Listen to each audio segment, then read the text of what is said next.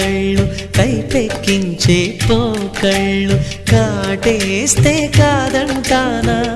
ఇప్పుడైనా వయసేమైనా సొగసేమైనా మరపించే మనసేమైనా నవ్వు నవరాత్రి నీ కోసం తీసుకువస్తున్నా మైనా